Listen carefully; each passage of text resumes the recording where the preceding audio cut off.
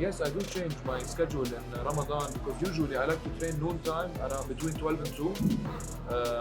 This is how I prefer to train, but of course, when I'm doing weight training, and Ramadan has to be after I eat 1 or 2 meals.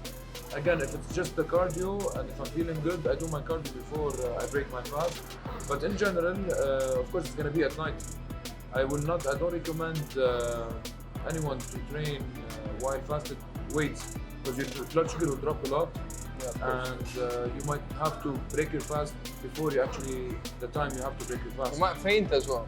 Yeah, exactly. Yeah, I think it's dangerous. Yeah. What about you? Do you change your training schedule?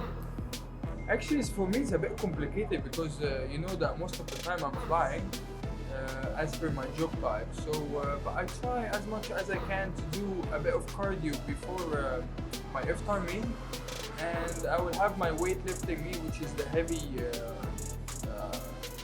heavy training. I will do it before support. Okay. Hope you guys liked the video. Please subscribe, follow us, and if you got any questions about Ramadan, what to eat and everything, just comment below and let us know.